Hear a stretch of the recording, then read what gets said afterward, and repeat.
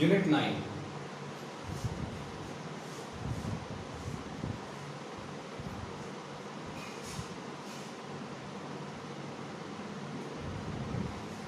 Unit का नाम है सेमीकंडक्टर डिवाइसेस।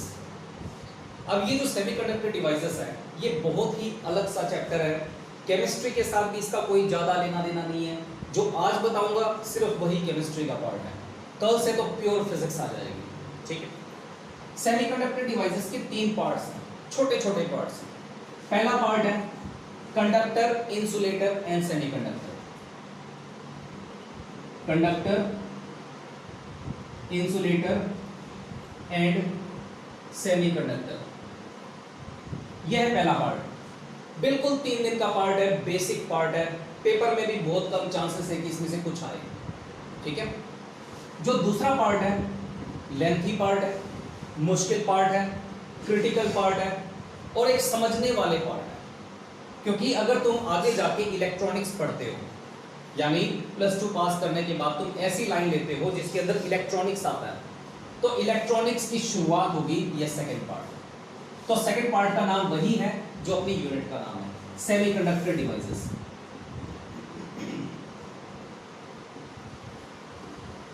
ये है सेकंड पार्ट। और जो तीसरा पार्ट है, तीसरा पार्ट इससे भी आसान है, लेकिन वो आसान तब है जब इसके फॉर्मूले तुम्हें पता हो। फॉर्मूले पता है तो बिल्कुल सेफ एंड साउंड इसके नंबर। कॉम्पिटिटिव के पॉइंट ऑफ व्यू से, इलेक्ट्रॉनिक्स के पॉइंट ऑफ व्यू से, हायर क्लासेस के लिए ये दोनों पार्ट बहुत इंपॉर्टेंट है।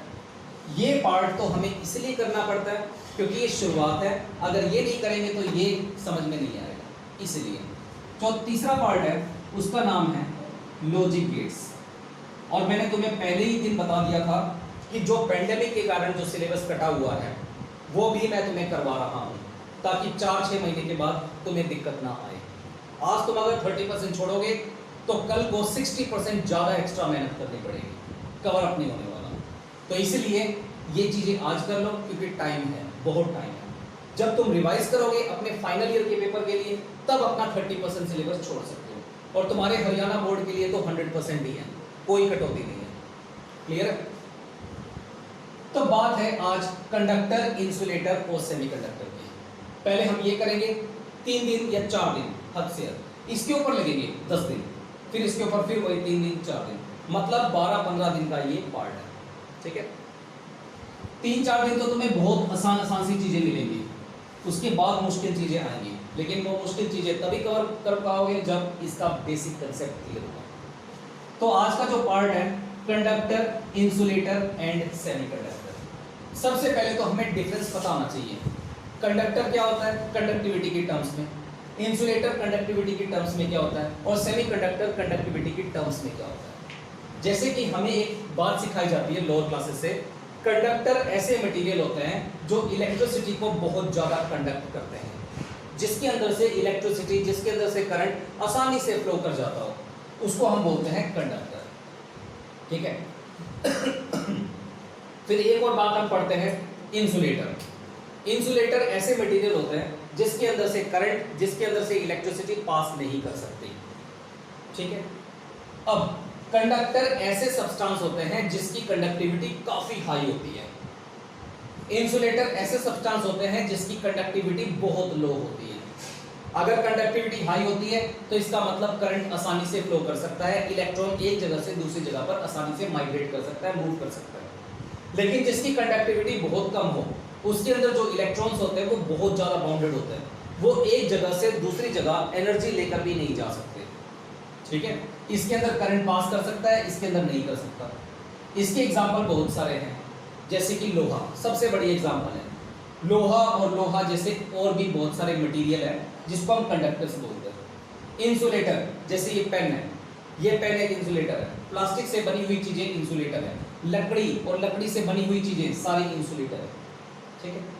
हमें इन दोनों के बारे में इतना नहीं पढ़ना जितना हमें इस सेमीकंडक्टर के बारे में पढ़ना है। सेमीकंडक्टर, पहली बात तो सेमीकंडक्टर होता क्या है। सेमी का मतलब होता है आधा, आधा कंडक्टर और आधा इंसुलेटर। सेमीकंडक्टर ऐसे मटेरियल होते हैं जो आधे कंडक्टर की प्रॉपर्टी रखते हैं और जो आधे इंसुलेटर की प्रॉपर्टी रखते हैं। अब जैसे कि कंडक्टर, कंडक्टर ऐसा सब्सटेंस होता है जिसकी कंडक्टिविटी बहुत हाई होती है। इंसुलेटर ऐसे सब्सटेंस होते हैं जिसकी कंडक्टिविटी बहुत लो होती है। जबकि सेमीकंडक्टर ऐसे सब्सटेंस होते हैं जिसकी कंडक्टिविटी ना तो बहुत हाई हो ना बहुत लो हो, बल्कि मॉडरेट हो, ठीक ठीक हो। ठीक है, ऐसे सब्सटेंस को हम क्या बोलते हैं? सेमीकंडक्टर्स। सेमीकंडक्टर्स हम दो लेकर चलते हैं अपनी इस फिजिक्स के अंदर। सबसे पहले हम लेकर चलते हैं जर्मेनियम, और दूसरा सेमीकंडक्टर हम लेकर चलते हैं सिलिकॉन। केमिस्ट्री में दो या दो से ज्यादा भी हो सकते हैं, लेकिन फिजिक्स के अंदर अगर मुझे कुछ मटेरियल बनाना हो, कोई डिवाइस बनानी हो, तो हम यूज करेंगे या तो जर्मेनियम या फिर सिलिकॉन। इन दोनों के अलावा कोई और मटेरियल हम यूज नहीं करेंगे। फॉर एग्जाम्पल, आजकल घरों में सोलर प्लेटें लगती है ना। स्कूल में चले जाओगे, सोलर प्लेट होगा, सोलर प्लेट पैनल होगा, जो नीली सी जो प्लेट ऊपर लगाई जाती है, वो भी एक डिवाइस है। वो काम क्या आती है? वो सोलर एनर्जी को इलेक्ट्रिकल एनर्जी में कन्वर्ट करती है, यही काम करते हैं। अब वो जो सोलर प्लेट होती है, दिखने में तो वो नीली सी होती है, लेकिन उनके बीच में बहुत सारी स्ट्रिप्स होती हैं, स्ट्रिप्स। और वो जो स्ट्रिप्स होती है ना, वो सिलिकॉन या जर्मेनियम की बनी हुई होती है। अब सिलिकॉन और जर्मेनियम से बनने वाला सोलर पैनल हमारे घरों में यूज होता है और हमें पता भी नहीं चलता। इसी तरीके से जो चार्जर होता है, चार्जर के अंदर जो डिवाइसेस होती हैं, जो छोटे छोटे जो कंपोनेंट्स होते हैं, उसके अंदर भी सिलिकॉन और जर्मेनियम होता है। तुम्हारे पास एटीएम कार्ड होता है, एटीएम कार्ड के ऊपर या फिर सिम के ऊपर एक गोल्डन रंग का एक बना होता है। वो जो चीज होती है ना, उसके अंदर सर्किट होता है, वो सर्किट जर्मेनियम और सिलिकॉन से बना होता है। ठीक है, कोई भी इलेक्ट्रिकल डिवाइस है, कोई भी इलेक्ट्रिकल डिवाइस आजकल वो बिना इन सेमीकंडक्टर्स की हेल्प से नहीं बनती। कौन कौन सी इलेक्ट्रिकल डिवाइस हो सकती है? डायोड्स हो सकते हैं, जिनका नाम हो सकता है तुमने नहीं सुना। ट्रांजिस्टर हो सकते हैं, रिएक्टिफायर हो सकते हैं, ऑसिलेटर्स हो सकते हैं, सोलर सेल पैनल हो सकते हैं, सोलर डिवाइसेस हो सकती हैं, जीनर डायोड्स हो सकते हैं, वोल्टेज रेगुलेटिंग डिवाइसेस हो सकती हैं, और भी बहुत सारी डिवाइसेस हैं जिनका नाम हम डेली लाइफ में सुनते भी नहीं हैं। उन चीज़ों के अंदर ये सेमीकंडक्टर्स यूज होते हैं। ठीक है, तो हम इस चैप्टर के अंदर या तो जर्मेनियम की बात करेंगे या सिलिकॉन की बात करेंगे। ठीक है, अब हम एक और मटेरियल की बात करते हैं, कार्बन। अब कार्बन, जर्मेनियम और सिलिकॉन, इन तीनों में एक समानता है। क्या? अगर हम जर्मेनियम की बात करें तो इसका जो एटॉमिक नंबर है, एटॉमिक नंबर होता है इसका 32। और अगर मैं सिलिकॉन की बात करूं तो इसका एटॉमिक नंबर होता है 14। खास बात क्या है? अगर मैं इसका इलेक्ट्रॉनिक कॉन्फ़िगरेशन देखूं, 2 8 18 4, 18 28 32। उसी तरीके से इसका इलेक्ट्रॉनिक कॉन्फ़िगरेशन देखूं तो 2 8 4, 2 और 8 10 और 4 14। खास बात क्या है? खास बात यह है कि जो जर्मेनियम है उसके वैलेंस शेल के अंदर 4 इलेक्ट्रॉन्स हैं, सिलिकॉन है उसके वैलेंस शेल के अंदर भी 4 इलेक्ट्रॉन्स हैं। लेकिन अगर मैं इन दोनों को कंपेयर करूं कार्बन के साथ, कार्बन का जो एटॉमिक नंबर होता है वो कितना होता है? 6, और इसका इलेक्ट्रॉनिक कॉन्फ़िगरेशन कितना होता है? 2 और 4। ठीक है, ये जो 4 होता है ये आउटर मोस्ट सेल के इलेक्ट्रॉन्स होते हैं, वैलेंस शेल इलेक्ट्रॉन है। इसकी प्रॉपर्टी इन दोनों की प्रॉपर्टी से मैच करती है, बेशक करती रहे, लेकिन हम इस चैप्टर में कार्बन की बात नहीं करेंगे। ठीक है, क्योंकि कार्बन से कोई भी आसानी से कोई भी कंपोनेंट या कोई भी डिवाइस नहीं बनाई जा सकती। इसकी लिमिटेशंस ज़्यादा है, फायदे कम है। इसलिए हम सिलिकॉन और जर्मेनियम से ही डिवाइसेस बनाएंगे, इन्हीं की हम बात करेंगे। अब बात आ गई 4 वैलेंस शेल के इलेक्ट्रॉन की। एक बात तुमने केमिस्ट्री के अंदर बहुत अच्छे ढंग से पढ़ी है, अगर आउटर मोस्ट सेल में 1 इलेक्ट्रॉन है तो उसकी डोनेट करने की टेंडेंसी ज़्यादा होती है। 2 इलेक्ट्रॉन है तो भी डोनेट करने की टेंडेंसी होगी, 3 इलेक्ट्रॉन्स है तो भी डोनेट करने की टेंडेंसी होगी।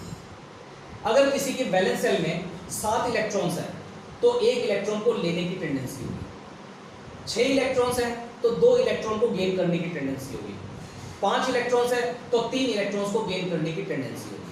मतलब अगर कोई भी एटम अपने ऑक्टेट को पूरा करना चाहता है विद 8 इलेक्ट्रॉन्स, तो वो 3 इलेक्ट्रॉन्स तक छोड़ सकता है और 3 इलेक्ट्रॉन्स तक ले सकता है। लेकिन अगर किसी वैलेंस शेल में अगर 4 इलेक्ट्रॉन्स है तो इसका मतलब तो ये हुआ कि उसको अपना ऑक्टेट को पूरा करना है, तो 4 इलेक्ट्रॉन्स और चाहिए, इसको भी चाहिए। या तो वो 4 लॉस करे या फिर वो 4 गेन करे। आयनाइजेशन एंथैल्पी बहुत ज्यादा होती है इस चीज के लिए, तो इसलिए 4 इलेक्ट्रॉन को लॉस करना या 4 इलेक्ट्रॉन को गेन करना और अपने ऑक्टेट को पूरा करना, इट इज क्वाइट इम्पॉसिबल।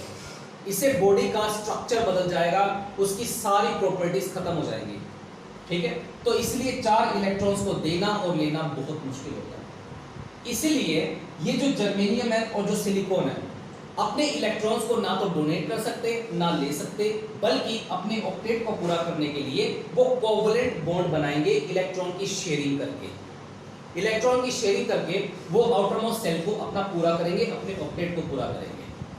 ये खास बात होती है जर्मेनियम और सिलिकॉन की। क्लियर है यहां तक? अब बात है क्रिस्टल की। तुमने सभी ने नाम सुना है क्रिस्टल। आज हम उस क्रिस्टल के बारे में पढ़ते हैं। यहां पर ये जो क्रिस्टल है ना, एक जनरल सा नाम होगा, हमेशा मैं क्रिस्टल क्रिस्टल ही बोलता रहूंगा। जब भी मैं सिलिकॉन की बात करूंगा तो सिलिकॉन का क्रिस्टल लूंगा, जर्मेनियम की बात करूंगा तो जर्मेनियम का क्रिस्टल लूंगा। तो आज तुम्हें पता होना चाहिए कि क्रिस्टल होता क्या है, एक्चुअली में दिमाग के अंदर उसका पिक्चर तैयार करना होगा तुम्हें। क्रिस्टल को समझाने से पहले मैं बुक का एग्जांपल लेता हूं। ये बुक है, ये किससे बनी हुई है? पेजेस से बनी हुई है, पन्नों से बनी हुई है। अगर इसका एक भी पन्ना अगर ना हो तो क्या ये बुक रहेगी? अगर मैं एक एक करके पन्ने निकालता रहूं, फेंकता रहूं, तो क्या ये बुक एग्जिस्ट करेगी? कभी नहीं करेगी। ये बुक इसलिए है क्योंकि इसके अंदर 500 पन्ने एक साथ टाइटली पैक्ड है, तब जाके ये बुक है, ठीक है। अब ये एक पन्ना है, ये दूसरा पन्ना है, ये तीसरा पेज, चौथा पेज, पांचवा पेज और nth पेज। जब ये सारे के सारे एक प्रॉपर तरीके से अपने आप को अरेंज करते हैं सारे पेजेस, तब जाके बनती है एक बुक, ठीक है। अब हम बात करते हैं क्रिस्टल की। क्रिस्टल का मतलब एक बुक होती है, और ये जो बुक है वो नंबर ऑफ पेजेस से बनी हुई होती है। अगर हम बुक और पेजेस की बात करें तो वो बात अलग है। क्रिस्टल को अगर मैं बुक बोलता हूं तो पेजेस को हम बोलेंगे लैटिस। लैटिस, बहुत सारे लैटिसेस मिलके एक दूसरे के ऊपर वो टाइटली अरेंज होते हैं, तब जाके बनता है एक क्रिस्टल। मान लो ये पहला लैटिस है, ठीक है, यहां पर ये दूसरा लैटिस है, यहां पर ये तीसरा लैटिस है, ये चौथा लैटिस है, ये पांचवा लैटिस है, ये छठा लैटिस है और ये nth लैटिस है। जब सारे लैटिसेस बिल्कुल पेजेस की तरह एक दूसरे के ऊपर आते हैं और टाइटली पैक होते हैं, तब जाके ये क्या बन जाता है? क्रिस्टल, ठीक है। अब हम इस चैप्टर के अंदर हम सिलिकॉन की बात करेंगे, जर्मेनियम की बात करेंगे। अगर मुझे कोई भी डिवाइस बनानी है ना, मान लो मैं ट्रांजिस्टर बनाना चाहता हूँ, ट्रांजिस्टर को बनाने के लिए मुझे सिलिकॉन क्रिस्टल की जरूरत पड़ेगी या जर्मेनियम क्रिस्टल की जरूरत पड़ेगी। लेकिन आज जो हम पढ़ने वाले हैं वो क्रिस्टल के अंदर के पार्ट के बारे में पढ़ने वाले हैं, और ये जो क्रिस्टल है वो किससे बना होता है? नंबर ऑफ लैटिसेस से बना होता है। तो आज मैं तुम्हें बताऊंगा कि लैटिस होता क्या है। अब मैं तुम्हें लैटिस के बारे में बता रहा हूं। अब दोबारा बुक की बात करते हैं। ये बुक है, ये नंबर ऑफ पेजेस से बना है। इसका ये वाला पेज की बात करते हैं। अब तुम बताओ ये पेज किससे बना है? नंबर ऑफ पार्टिकल से बना है, नहीं बना? बना है ना। अगर नंबर ऑफ पार्टिकल्स ही अगर नहीं होते तो ये पेज ना बनता, अगर ये पेज ना बनता तो ये बुक ना होती। तो वही बात सेम टू सेम यहां पर भी है, सेम बात। ये जो क्रिस्टल है वो नंबर ऑफ लैटिसेस से बना होता है। अब हम ये देखेंगे कि लैटिस किससे बना होता है। अब मान लो ये जो क्रिस्टल है वो सिलिकॉन का क्रिस्टल है, ठीक है। तो इसका मतलब जो लैटिस होंगे उसके अंदर भी क्रिस्टल किस और जो एटम्स होंगे वो सिलिकॉन की ही होंगे। अगर क्रिस्टल सिलिकॉन का है तो लैटिस के अंदर जो भी एटम्स होंगे वो सिलिकॉन के होंगे। अगर ये क्रिस्टल जर्मेनियम का होता तो लैटिस के अंदर जितने भी नंबर ऑफ एटम्स होंगे वो सारे जर्मेनियम के होंगे। लेकिन फिलहाल जो मैंने क्रिस्टल ले रखा है वो सिलिकॉन का ले रखा है। अब मैं तुम्हें इसका एक लैटिस बना के दिखाता हूँ। एक लैटिस, मान लो ये सिलिकॉन है, एटम ले लिया, ये सिलिकॉन का दूसरा एटम, ये सिलिकॉन का तीसरा एटम, ये सिलिकॉन का चौथा एटम, ये पांचवा एटम, ये छठा एटम, ये सातवां एटम, ये आठवां एटम और ये nth एटम। nth, यहां पर बहुत सारे सिलिकॉन के एटम्स हैं, यहां पर भी n नंबर ऑफ एटम्स है, यहां पर भी n नंबर ऑफ एटम्स है, यहां पर भी n नंबर ऑफ एटम्स है, ठीक है। n नंबर बनाना पॉसिबल नहीं है, तो इसलिए मैंने कुछ एक सिलिकॉन के एटम बना लिए। सिलिकॉन के आउटर मोस्ट सेल में कितने इलेक्ट्रॉन्स होते हैं? 4। तो यहां पर मैंने 4 इलेक्ट्रॉन्स बना दिए।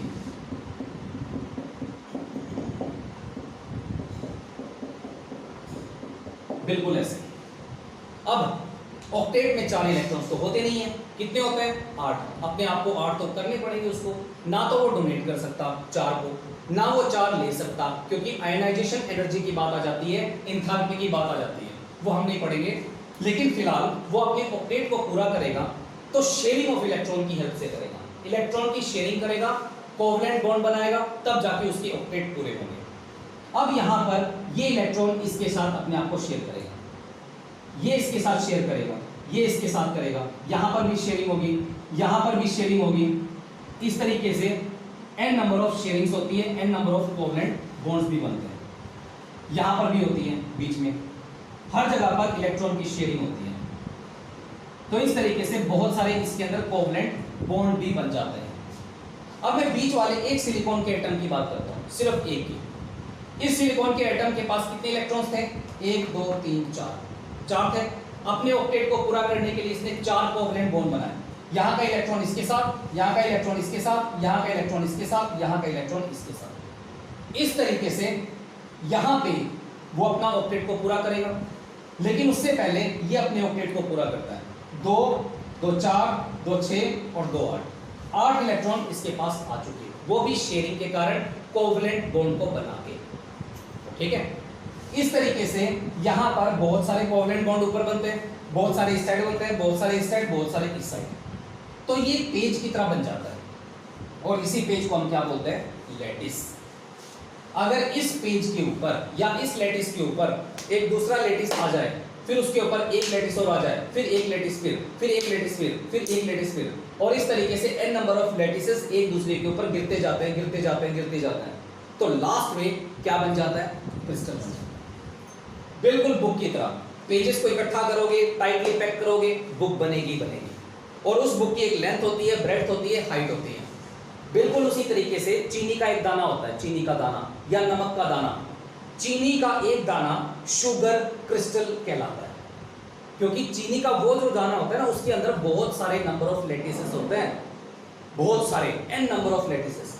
तो यहां पर भी इसको तो मैं बोलता हूं एक लैटिस, इसके ऊपर अगर दूसरा लैटिस पड़ गया, उसके ऊपर तीसरा, उसके ऊपर चौथा, तब जाके कुछ देर के बाद एक सिलिकॉन का क्रिस्टल तैयार होता है, और उसी सिलिकॉन की क्रिस्टल की हेल्प से फिर हम आगे डिवाइसेस बनाते हैं।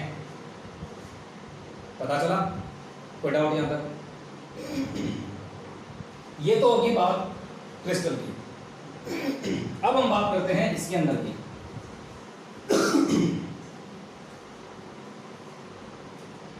अब 3 डेफिनेशंस हैं, 3, जिसके इर्द गिर्द ये चैप्टर घूमता है। सबसे पहली डेफिनेशन है वैलेंस बैंड, जिसको हम VBC लिखते हैं, पहली डेफिनेशन। दूसरी डेफिनेशन होती है कंडक्शन बैंड,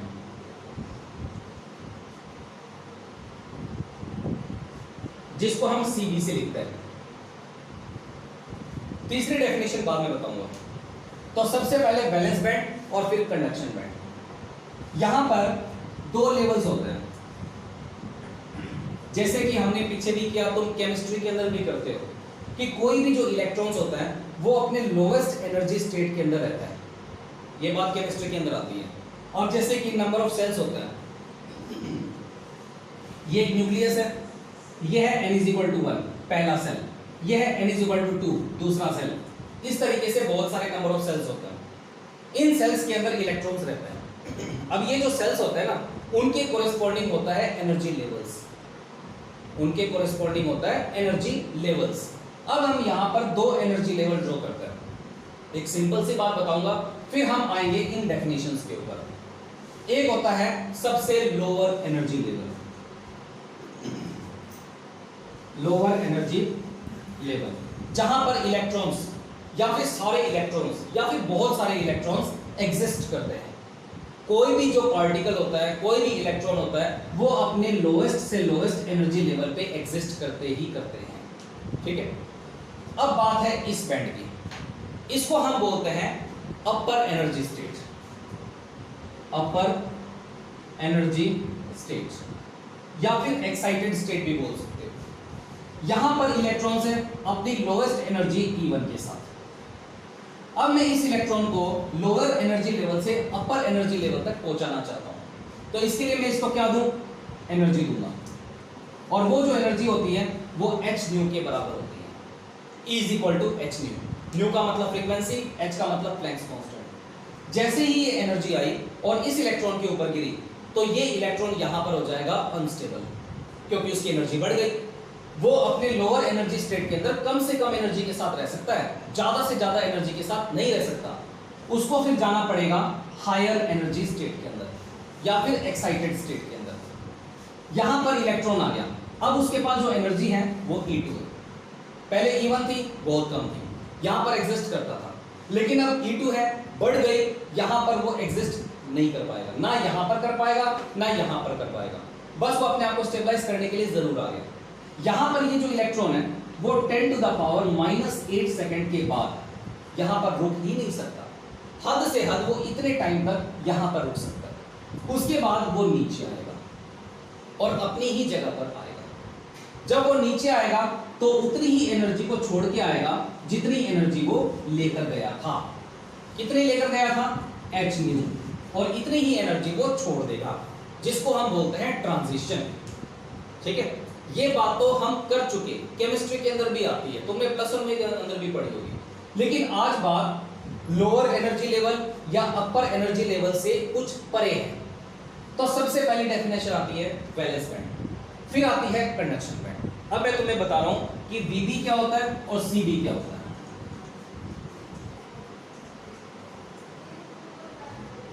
यहां पर बहुत सारे लोअर एनर्जी लेवल होते हैं और बहुत सारे अपर एनर्जी लेवल होते हैं। तो मैं क्या करता हूं, बहुत सारे लोअर एनर्जी लेवल्स यहां पर ड्रॉ करता हूं। n number of energy levels होते हैं, n नंबर ऑफ। जो इलेक्ट्रॉन्स हैं वो लोअर से लोअर एनर्जी लेवल पे रहना पसंद करते हैं, ठीक है। और यहां पर बहुत सारे अपर एनर्जी लेवल्स होते हैं, अपर, ऐसे। हम कहने को ये कहते हैं कि ये एक लोअर एनर्जी लेवल है, ये एक अपर एनर्जी लेवल है, इलेक्ट्रॉन यहां से यहां जाएगा। लेकिन इस चैप्टर के अंदर नई बात है। क्या नई बात है, कि जो लोअर एनर्जी लेवल होता है ना, वो सिर्फ एक नहीं होता, infinite number of lower energy levels होते हैं। ये भी है, ये भी है, ये भी है, सारे के सारे लोअर एनर्जी लेवल हैं। अगर मैं बात करूं इस एनर्जी लेवल की, तो यहां पर एग्जिस्ट करने वाले इलेक्ट्रॉन की एनर्जी सबसे कम होगी, सबसे कम, ठीक है। तो यहां पर इलेक्ट्रॉन एग्जिस्ट करते हैं। अगर किसी इलेक्ट्रॉन की एनर्जी इनसे ज्यादा है तो वो थोड़े से अपर एनर्जी लेवल के अंदर एग्जिस्ट करेंगे, ठीक है। अगर कुछ इलेक्ट्रॉन ऐसे हैं जिनकी एनर्जी इन 6 इलेक्ट्रॉन से ज्यादा है तो वो उससे थोड़े से अपर एनर्जी स्टेट के अंदर एग्जिस्ट करेंगे। अगर कुछ इलेक्ट्रॉन की एनर्जी इनसे भी ज्यादा है तो वो और ज्यादा अपर स्टेट के अंदर एग्जिस्ट करेंगे। और अगर इलेक्ट्रॉन की एनर्जी मैक्सिमम है तो वो सबसे ऊपर वाले एनर्जी स्टेट के अंदर एग्जिस्ट करेंगे, ठीक है। तो ये जो लोअर एनर्जी लेवल का जो बैंड मैंने बनाया ना, इस बैंड के अंदर बहुत सारे लेवल्स होते हैं जिसको हम लोअर एनर्जी लेवल बोलते हैं। इसको भी लोअर एनर्जी लेवल, इसको भी लोअर एनर्जी लेवल, इनको भी लोअर एनर्जी लेवल। लेकिन जो इलेक्ट्रॉन्स होते हैं उनके अंदर एनर्जी डिस्ट्रीब्यूटेड होती है। कुछ इलेक्ट्रॉन ऐसे होते हैं जिसके अंदर बहुत कम एनर्जी होती है, बहुत कम, तो वो सबसे लोवेस्ट एनर्जी लेवल में जाएंगे, ठीक है। जिसके पास थोड़ी सी ज्यादा एनर्जी है वो यहां पर आएंगे, और ज्यादा एनर्जी है वो यहां पर आएंगे, और ज्यादा एनर्जी यहां पर है, और सबसे ज्यादा एनर्जी है वो यहां पर आएंगे। यहीं पर वो एग्जिस्ट करते हैं, ठीक है। तो जो ये सबसे ऊपर वाला हाईएस्ट एनर्जी लेवल है, इसको हम बोलते हैं वैलेंस बैंड, वैलेंस बैंड, ठीक है। वैसे तो ये सारे के सारे लोअर एनर्जी लेवल है। इन लोअर एनर्जी लेवल में जो सबसे हाईएस्ट एनर्जी लेवल है वो कहलाता है वैलेंस बैंड। इससे नीचे वाले जितने भी एनर्जी लेवल्स है ना, वो वैलेंस बैंड नहीं कहलाते। अब जैसे कि मैंने यहां पर एक सेल बना दिया, ये पहला सेल, ये दूसरा सेल, ये तीसरा सेल, क्या हम इसको वैलेंस बैंड बोलेंगे? वैलेंस सेल बोलेंगे क्या? नहीं बोलेंगे।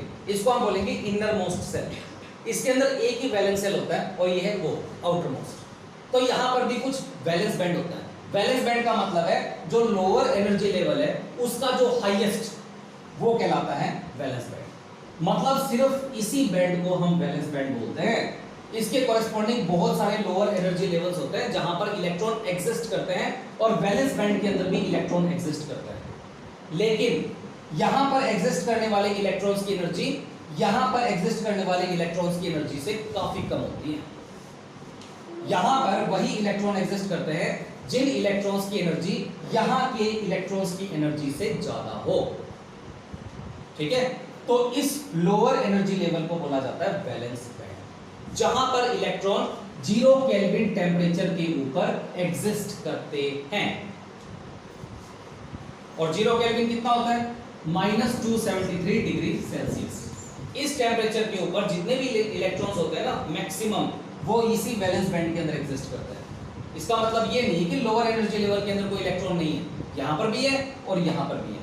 लेकिन खास बात यह है कि हम इस पूरी यूनिट के अंदर यहां के इलेक्ट्रॉन्स की बात नहीं करने वाले, सिर्फ यहां के इलेक्ट्रॉन्स की बात करेंगे। ठीक है, उसके बाद है कंडक्शन बैंड। इसको हम बोलते हैं अपर एनर्जी लेवल। ये भी अपर एनर्जी लेवल है, ये भी है, ये भी है, सारे के सारे अपर एनर्जी लेवल ही कहलाते हैं।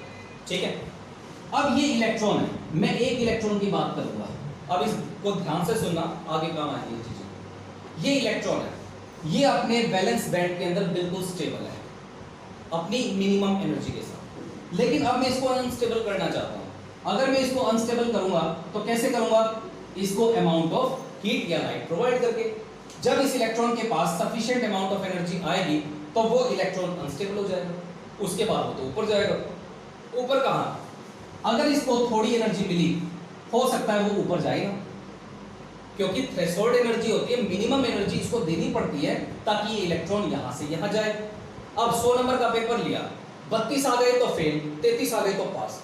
मिनिमम अमाउंट ऑफ मार्क तो तुम्हें चाहिए ना पास होने के लिए। वही बात है, इस इलेक्ट्रॉन को हम एनर्जी दे रहे हैं, अगर सफिशिएंट अमाउंट ऑफ एनर्जी नहीं देंगे तो ये इलेक्ट्रॉन एक्साइट ही नहीं करेगा, मूव नहीं करेगा। अगर मैंने इसको सफिशिएंट अमाउंट ऑफ एनर्जी दे दी तो हो सकता है ये इलेक्ट्रॉन सीधा यहां पर जंप कर जाए। ठीक है, यहां पर वो रुकेगा 10⁻⁻8 सेकंड तक, उसके बाद वो नीचे आएगा। लेकिन अगर मैंने उसको उससे भी ज्यादा एनर्जी दे दी तो हो सकता है ये इलेक्ट्रॉन सीधा यहां पर आ जाए। ठीक है, उसके बाद वो यहां पर फिर 10⁻⁻8 सेकंड तक रुकेगा, दोबारा नीचे आ जाएगा। अगर मैं इसको सबसे ज्यादा एनर्जी देता हूं मैक्सिमम, तो हो सकता है ये इलेक्ट्रॉन यहां से सीधा यहां पर भी आ जाए। ठीक है, अगर इलेक्ट्रॉन यहां पर आ गया तो वही बात 10⁻⁻8 सेकंड तक वो रुकेगा, उसके बाद वो नीचे आएगा ही आएगा। ठीक है, लेकिन हम बात इस बैंड की करने वाले हैं, इस बैंड की, और इस बैंड को हम बोलेंगे कंडक्शन बैंड। कंडक्शन बैंड ऐसा बैंड है जो अपर एनर्जी लेवल के अंदर एग्जिस्ट करता है, जहां पर इलेक्ट्रॉन्स 0 केल्विन टेम्परेचर के ऊपर बिल्कुल भी एग्जिस्ट नहीं करते, लेकिन मिनिमम एनर्जी लेने के बाद इलेक्ट्रॉन यहां से यहां जरूर आएंगे। दो बातें हैं, डिफरेंस को समझना। इलेक्ट्रॉन को मैं कम से कम, आई रिपीट, कम से कम मैं कितनी एनर्जी दूं कि इलेक्ट्रॉन सीधा यहां पर एक्साइट करे। जहां पर इलेक्ट्रॉन आएगा ना, उस बैंड को हम बोलेंगे कंडक्शन बैंड, कम से कम एनर्जी लेकर। लेकिन अगर मैं इसको ज्यादा एनर्जी देता हूं तो वो तो इस बैंड से ऊपर चला जाएगा, और ज्यादा एनर्जी दूंगा और ज्यादा ऊपर चला जाएगा, और ज्यादा एनर्जी दूंगा तो हो सकता है सबसे ऊपर वाले कंडक्शन बैंड, सबसे ऊपर वाले एनर्जी लेवल के अंदर चला जाए। हम ना तो यहां इस एनर्जी लेवल की बात करेंगे ना यहां की बात करेंगे। अब मैं तुम्हें एक सेंटेंस में बात बताता हूं। इलेक्ट्रॉन यहां पर है, इलेक्ट्रॉन को हम मिनिमम अमाउंट ऑफ एनर्जी देंगे ताकि वो सिर्फ इसी बैंड के अंदर आए, यहां पर रुके वो 10⁻⁻8 सेकंड के बाद दोबारा वो अपने शेल के अंदर नीचे आए, अपने एनर्जी लेवल पे नीचे आए। तो इस बैंड को हम क्या बोलते हैं? Conduction band. तो वैलेंस बैंड क्या है? लोअर एनर्जी लेवल का सबसे हाईएस्ट वाला बैंड वैलेंस बैंड कहलाता है, जहां पर इलेक्ट्रॉन 0 केल्विन टेम्परेचर पे रहते हैं। और कंडक्शन बैंड क्या है? अपर एनर्जी लेवल्स का सबसे लोअर वाला बैंड कंडक्शन बैंड कहलाता है, जहां पर इलेक्ट्रॉन 0 केल्विन टेम्परेचर पे एग्जिस्ट नहीं करते, लेकिन sufficient amount of minimum energy देने के बाद वो इलेक्ट्रॉन वैलेंस बैंड से कंडक्शन बैंड की तरफ जरूर जा सकते हैं। क्लियर है? सारी बातें क्लियर है ना? उसके बाद तीसरी डेफिनेशन, तीसरी डेफिनेशन है एनर्जी गैप। एनर्जी गैप को हम बोलते हैं ईजी से। कई बार इसको एनर्जी गैप बोला जाता है, कई बार इसको फॉरबिडन एनर्जी गैप बोला जाता है। एक ही बात होती है।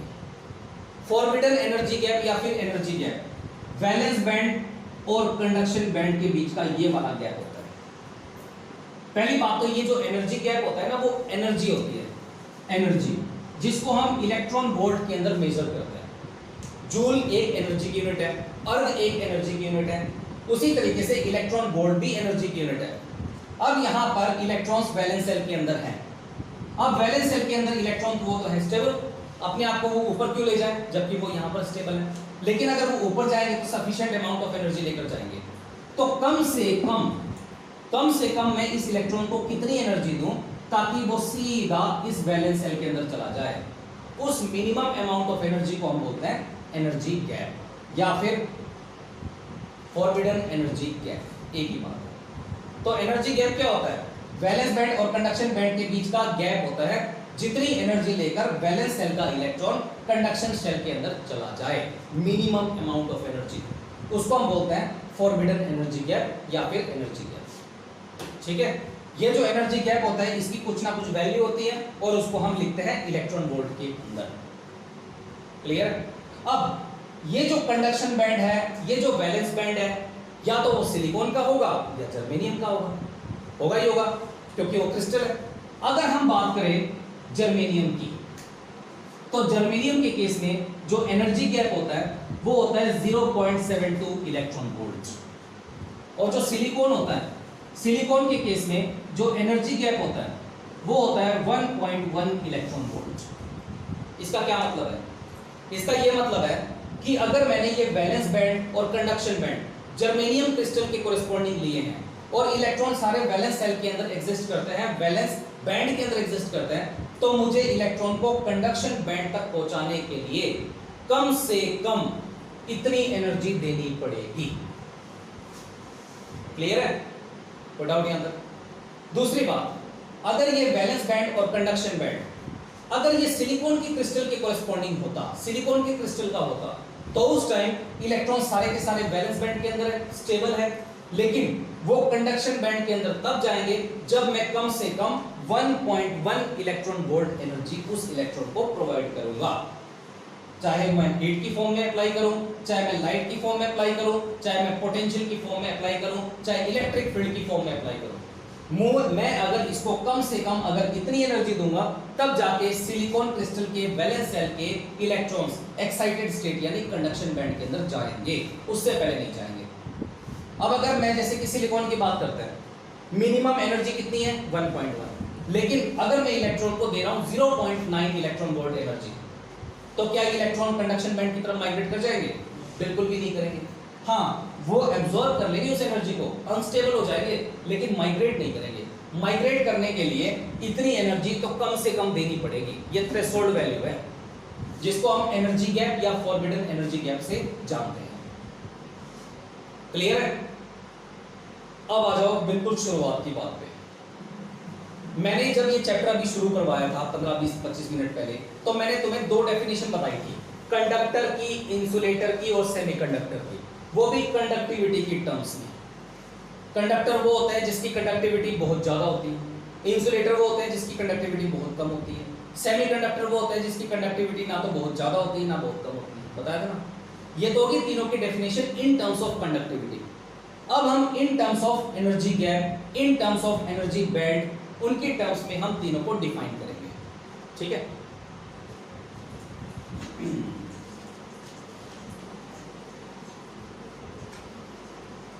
सबसे पहली बात आती है कंडक्टर की। चाहे कंडक्टर हो, चाहे इंसुलेटर हो, चाहे सेमीकंडक्टर हो, चाहे कुछ भी हो, उनके कोरिस्पोंडिंग दो लेवल्स होते हैं, लोअर एनर्जी लेवल, अपर एनर्जी लेवल। क्योंकि वहां पर शेल्स तो होंगे, एटम होंगे तो शेल होंगे, शेल होंगे तो उनके एनर्जी लेवल्स भी होंगे। तो एनर्जी लेवल का जो सबसे हाईएस्ट वाला जो पीक होता है उसको हम बोलते हैं वैलेंस बैंड, और जो अपर एनर्जी लेवल का जो सबसे लोएस्ट वाला जो लेवल होता है उसको हम बोलते हैं कंडक्शन बैंड। अब हम यहां पर दो ही लेवल की बात करेंगे, वैलेंस बैंड और कंडक्शन बैंड। कंडक्टर्स वो सब्सटेंस होते हैं जिसका वैलेंस बैंड और जिसका कंडक्शन बैंड एक दूसरे के ऊपर ओवरलैप करते हैं। ठीक है, अब ये वैलेंस बैंड है और ये है बाकी के, चलो इसको छोड़ो एक बार, ये देखो यहां पर तो मैंने बना दिया वैलेंस बैंड, यहां पर मैंने बना दिया कंडक्शन बैंड, और अगर मैं ऐसे वाला निशान लगाता हूं ना तो इसका मतलब ये है कि कंडक्शन बैंड के कॉरेस्पॉन्डिंग जितने भी एनर्जी लेवल्स है वो सारे हैं, वो बनाने की जरूरत नहीं है। और अगर मैंने यहां पर ऐसे वाला निशान लगा दिया तो इसका मतलब ये है कि यहां पर वैलेंस बैंड से नीचे बहुत सारे एनर्जी लेवल्स हैं। ठीक है, उनको शो करने की जरूरत नहीं है। और इन दोनों के बीच का जो एनर्जी गैप होता है उसको हम ईजी से लिखते हैं। यहां से हम डिफाइन करेंगे सबसे पहले कंडक्टर। कंडक्टर क्या होता है? कंडक्टर ऐसे सब्सटेंस होते हैं जिसका वैलेंस बैंड ये वाला और जिसका कंडक्शन बैंड ये वाला एक दूसरे के ऊपर ओवरलैप करते हैं, बिल्कुल ओवरलैप करते हैं। ऐसे जो सब्सटेंस होते हैं, ऐसे सब्सटेंस को हम बोलते हैं कंडक्टर। हमारा मेन मकसद क्या है? हमारा मेन मकसद है वैलेंस बैंड के अंदर जो इलेक्ट्रॉन्स होते हैं ना, उसको एनर्जी देकर कंडक्शन बैंड तक पहुंचाया जाए। अब यहां पर वैलेंस बैंड और कंडक्शन बैंड एक दूसरे के ऊपर बिल्कुल ओवरलैप करते हैं, तो जितने भी number of electrons valence band के अंदर होते हैं वो बहुत आसानी से कंडक्शन बैंड की तरफ जा सकते हैं, कंडक्टिविटी को शो कर सकते हैं। हम कंडक्टिविटी कंडक्टर की ज्यादा इसलिए बोलते हैं क्योंकि कंडक्टर के अंदर इलेक्ट्रॉन्स बहुत आसानी से फ्लो कर जाते हैं, इसलिए बोलते हैं ना। इंसुलेटर की कंडक्टिविटी को हम बहुत कम इसलिए बताते हैं क्योंकि इंसुलेटर के अंदर इलेक्ट्रॉन्स आसानी से फ्लो नहीं करते, यही रीजन होता है। अब वैलेंस बैंड और कंडक्शन बैंड बिल्कुल एक दूसरे को ऊपर अगर ओवरलैप करें और शुरुआत में अगर इलेक्ट्रॉन्स वैलेंस बैंड के अंदर हैं तो कंडक्शन बैंड की तरफ जाते हुए उसको कितनी एनर्जी देनी पड़ेगी?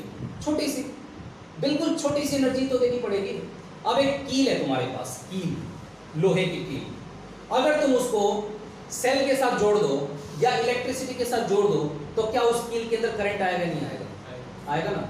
लेकिन अगर तुम्हारे पास ये है, अगर तुमने इस पेन को करंट के साथ जोड़ दिया, इलेक्ट्रिसिटी के साथ कनेक्ट कर दिया, तो क्या इसके अंदर करंट आएगा? ये सब्सटेंस जल सकता है लेकिन इसके अंदर कभी करंट नहीं आएगा। इसका बॉडी स्ट्रक्चर बदल जाएगा लेकिन इसके अंदर कभी करंट नहीं आएगा। ठीक है, करंट उसी बॉडी के अंदर आसानी से आता है जिस बॉडी के अंदर इलेक्ट्रॉन्स वैलेंस बैंड से कंडक्शन बैंड की तरफ आसानी से पहुंच जाएं। अब यहां पर कंडक्टर्स के अंदर वैलेंस बैंड और कंडक्शन बैंड के बीच का तो गैप है ही नहीं, ओवरलैप कर रहे हैं, तो जितने भी इलेक्ट्रॉन्स वैलेंस बैंड के अंदर है उनको कंडक्शन बैंड तक पहुंचाने के लिए छोटी सी एनर्जी की ही जरूरत है, छोटी सी एनर्जी। छोटी सी एनर्जी के साथ ही इलेक्ट्रॉन्स एनर्जी लेंगे, कंडक्शन बैंड तक पहुंचेंगे, इलेक्ट्रॉन माइग्रेट करेंगे और कंडक्टिविटी आ जाएगी। ठीक है, ये खास बात होती है कंडक्टर की। आगे चले, अब बात है इंसुलेटर की।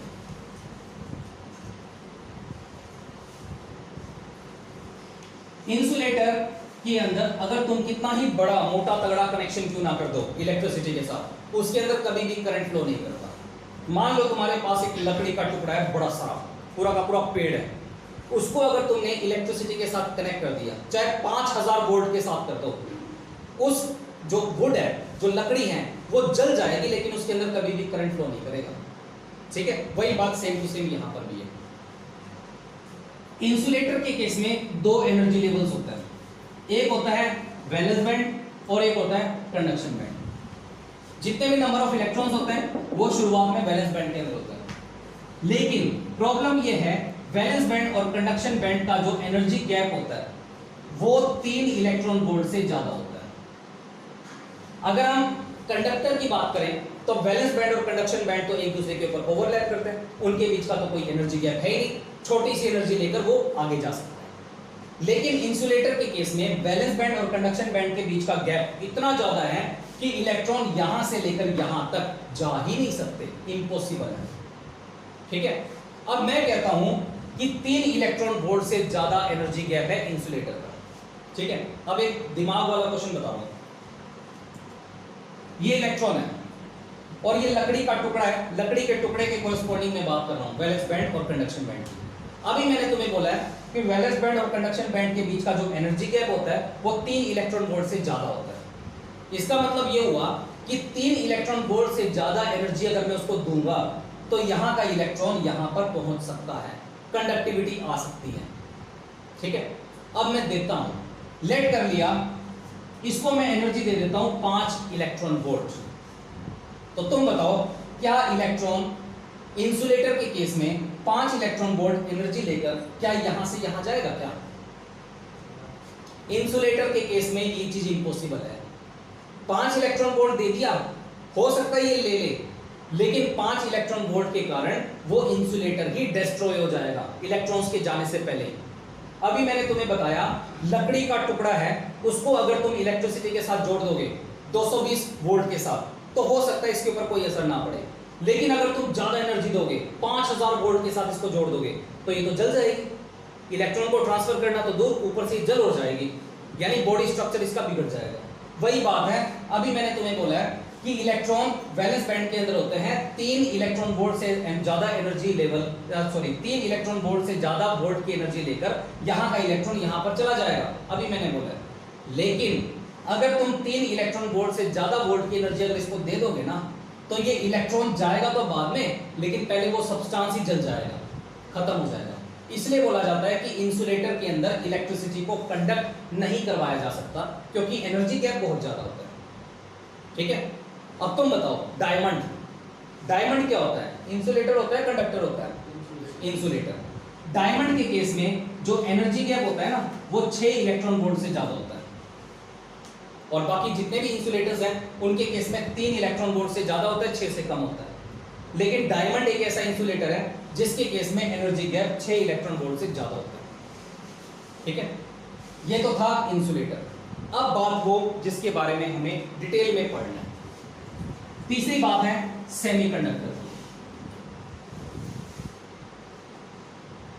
सेमीकंडक्टर,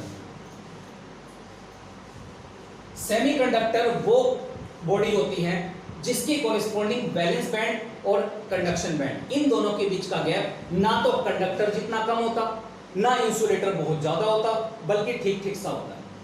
मान लो ये वैलेंस बैंड है और ये है इसके कॉरेस्पॉन्डिंग बहुत सारे एनर्जी लेवल्स, और यहां पर है कंडक्शन बैंड और ये है इसके कॉरेस्पॉन्डिंग बहुत सारे एनर्जी लेवल्स। ठीक है, इलेक्ट्रॉन्स इन एनर्जी लेवल्स के अंदर भी एग्जिस्ट करते हैं, लेकिन जब हम टेम्परेचर बढ़ाएंगे तो 0 केल्विन टेम्परेचर के ऊपर सारे इलेक्ट्रॉन्स वैलेंस बैंड और इससे नीचे वाले एनर्जी लेवल्स के अंदर ही रहते हैं, और वो इलेक्ट्रॉन किसी भी कीमत पे ऊपर नहीं जाते, ये याद रखना। ठीक है, तो कहने का मतलब ये है कि 0 केल्विन टेम्परेचर के ऊपर सेमीकंडक्टर एक इंसुलेटर से कम नहीं होता। इंसुलेटर के अंदर इलेक्ट्रॉन्स यहां से यहां एनर्जी लेने के बाद भी नहीं जाता, लेकिन सेमीकंडक्टर को अगर मैं 0 केल्विन टेम्परेचर पे रख दूं ना, तो वो इंसुलेटर अपने आप में वो सेमीकंडक्टर अपने आप में इंसुलेटर ही होता है। ये बात बहुत इंपॉर्टेंट है, आएगी तुम्हारी बुक में अगर तुम पढ़ोगे तो। At 0 kelvin temperature semiconductor just behave as a insulator. ऐसा क्यों? क्योंकि 0 केल्विन टेम्परेचर के ऊपर सारे के सारे इलेक्ट्रॉन्स वैलेंस बैंड और उसके कॉरेस्पॉन्डिंग एनर्जी लेवल्स के अंदर बिल्कुल स्टेबल होते हैं, वो यहां पर जाते ही नहीं। कंडक्शन बैंड और उसके ऊपर वाले सारे एनर्जी लेवल्स बिल्कुल खाली होते हैं, लेकिन कब? 0 केल्विन टेम्परेचर के ऊपर, तब। लेकिन जब टेम्परेचर बढ़ता है ना, तो यहां के इलेक्ट्रॉन्स एनर्जी लेकर यहां पर जा सकते हैं। वो डिपेंड करता है कि वो किसका एनर्जी गैप है, सिलिकॉन का है या जर्मेनियम का है, उसी के अकॉर्डिंग हम बात करेंगे। ठीक है, अब यहां पे जितने भी नंबर ऑफ इलेक्ट्रॉन्स हैं वो वैलेंस बैंड के अंदर तो एग्जिस्ट करते ही करते हैं। अब यहां पर वैलेंस बैंड और कंडक्शन बैंड के बीच का जो गैप होता है वो इंसुलेटर जितना बड़ा भी नहीं होता और कंडक्टर जितना छोटा भी नहीं होता, बल्कि ठीक ठीक सा होता है। एनर्जी देने के बाद इलेक्ट्रॉन्स कंडक्शन बैंड की तरफ चले जाएंगे, बस ये होता है सेमीकंडक्टर। अभी मैंने तुम्हें बताया अगर ये सिलिकॉन का केस है तो उसके केस में हमें मिनिमम एनर्जी कितनी देनी पड़ेगी? 1.1 electron volt, forbidden energy gap है। और अगर ये जर्मेनियम का केस है तो मिनिमम एनर्जी कितनी देनी पड़ेगी? 0.72 इलेक्ट्रॉन वोल्ट, ताकि इलेक्ट्रॉन यहां से यहां जा सके। और एक और बात याद रखना, अगर इलेक्ट्रॉन यहां पर जाएगा तो उस टाइम इलेक्ट्रॉन यहां पर ज्यादा देर तक एग्जिस्ट नहीं कर सकता, 10⁻⁻8 सेकंड तक ही एग्जिस्ट कर सकता है, उसके बाद उसको नीचे आना ही आना पड़ेगा। क्लियर है? कोई डाउट? उसके बाद है दो डेफिनेशन। सबसे पहली बात है फर्मी एनर्जी और दूसरी बात है फर्मी लेवल। दो डेफिनेशन है। सबसे पहले बात है फर्मी एनर्जी की। फर्मी एनर्जी एक होती है एनर्जी, एक होती है फर्मी एनर्जी। ये डेफिनेशन आगे तक काम आएगी हायर क्लासेस के अंदर भी और अभी भी। जब हम 0 केल्विन टेम्परेचर की बात करते हैं तो उस टाइम टेम्परेचर डिग्री सेल्सियस के अंदर कितना होता है? -273.15 डिग्री सेल्सियस कितना होता है? मतलब -273 डिग्री सेल्सियस के ऊपर वैलेंस बैंड के अंदर जितने भी इलेक्ट्रॉन्स हैं उनकी जो एनर्जी होगी ना, उस एनर्जी को हम बोलेंगे Fermi energy. The energy of electron in the valence band at 0 kelvin temperature is called as Fermi energy. पता चला? फर्मी एनर्जी की डेफिनेशन जितनी आसान है ना, उतनी ही मुश्किल डेफिनेशन फर्मी लेवल की है। आगे चले, दोबारा बोल रहा हूं, फर्मी एनर्जी क्या होती है? वैलेंस बैंड के अंदर जितने भी नंबर ऑफ इलेक्ट्रॉन एग्जिस्ट करते हैं 0 केल्विन टेम्परेचर के ऊपर उनकी जो भी एनर्जी होगी उस एनर्जी को हम बोलेंगे फर्मी एनर्जी। ठीक है, अब बात है फर्मी लेवल की। फर्मी लेवल एक तीसरा एनर्जी लेवल होता है, दूसरा नहीं होता, तीसरा। एक तो होता है top most lower energy level जिसको हम वैलेंस बैंड बोलते हैं। एक होता है bottom most higher energy level जिसको हम कंडक्शन बैंड बोलते हैं। ठीक है, दो लेवल्स के बारे में अभी तक बताया। अब बात है तीसरे लेवल की। जो तीसरा लेवल होता है ना कहीं इसके बीच में एग्जिस्ट करता है। इस तीसरे लेवल को हम पहली बात तो लेवल बोलते हैं, सिर्फ एक लेवल होता है, सिर्फ इलेक्ट्रॉन को रोकने की जगह होती है। लेकिन एक स्पेशल केस फॉलो करने के बाद इसी लेवल को हम फर्मी लेवल बोलेंगे। अब मैं तुम्हें यह बताऊंगा कि इस बीच वाले लेवल को हम फर्मी लेवल कब बोलेंगे, ऐसी क्या कंडीशन है कि जब वो ओबे हो तब ये लेवल फर्मी लेवल कहलाता है। ठीक है, अब मैं तुम्हें वो कंडीशन बता रहा हूं। मान लो यहां पर 1 लाख इलेक्ट्रॉन है इस बैलेंस सेल के अंदर या बैलेंस बैंड के अंदर 1 लाख स्टेबल इलेक्ट्रॉन्स है। ठीक है, अब एनर्जी देंगे। ये कभी नहीं होता कि 1 लाख इलेक्ट्रॉन एक ही दम ऊपर चले गए, ऐसा कभी नहीं होता। शुरुआत में minimum amount of electrons energy लेंगे, ऊपर जाएंगे, फिर कुछ इलेक्ट्रॉन फिर एनर्जी लेकर ऊपर जाएंगे, फिर कुछ इलेक्ट्रॉन और एनर्जी लेंगे और ऊपर जाएंगे, इलेक्ट्रॉन एनर्जी लेंगे ऊपर जाएंगे, मतलब ये चलता रहता है। अब जैसे कि मान लो आधा किलोमीटर उस साइड मेला लगा हुआ है, मेला। क्या कभी ये पॉसिबल है कि पूरा गांव एक साथ एक टाइम पे मेला देखने जाए और एक ही टाइम पे मेला देखने वापस आ जाए, देख के वापस आ जाए? क्या ये चीज पॉसिबल है? कभी भी नहीं होती। हो सकता है सुबह 7 बजे 10 बंदे गए, 8 बजे तक वापस आ गए, 8:30 बजे 20 बंदे गए, 9 बजे तक वापस आ गए, 11 बजे फिर 50 बंदे गए और शाम के 5 बजे तक वापस आ गए। मतलब ये आना जाना बना रहता है। ठीक है, ऐसा कभी नहीं होता कि 1000 घर है तो 5000 बंदे एक ही दम चले गए और 5000 बंदे एक ही दम आ गए, ऐसा नहीं होता। बिल्कुल वही बात है। इलेक्ट्रॉन सारे के सारे कहां पर है? बैलेंस बैंड के अंदर। इलेक्ट्रॉन्स एनर्जी लेंगे कहां जाएंगे? कंडक्शन बैंड के अंदर। ठीक है, कुछ इलेक्ट्रॉन्स ने एनर्जी ली, कंडक्शन बैंड में चले गए, 10⁻⁸ सेकंड तक रुके, उसके बाद नीचे आ गए। ठीक है, कुछ एनर्जी फिर इलेक्ट्रॉन्स लेंगे, फिर ऊपर जाएंगे, 10⁻⁸ सेकंड तक रुकेंगे, फिर वो नीचे आ जाएंगे। इस तरीके से आना जाना बना रहता है, जाते भी हैं आते भी हैं।